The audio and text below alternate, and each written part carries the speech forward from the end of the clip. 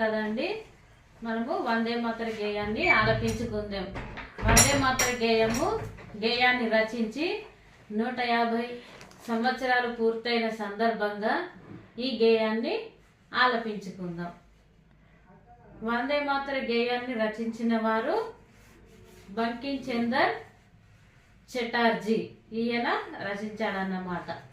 ఓకేనా, స్టార్ట్ చేద్దాం. మీ అందరికీ వందే మాతర దినోత్సవ శుభాకాంక్షలు. స్టార్ట్ చేద్దామా మరి.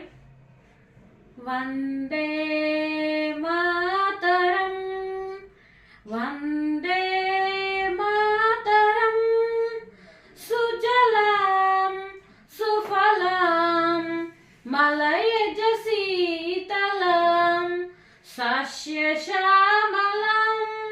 మాతరం వందే మాతరం వందే మాతరం శుభ్రజ్యోత్స్నా పులకితయామిని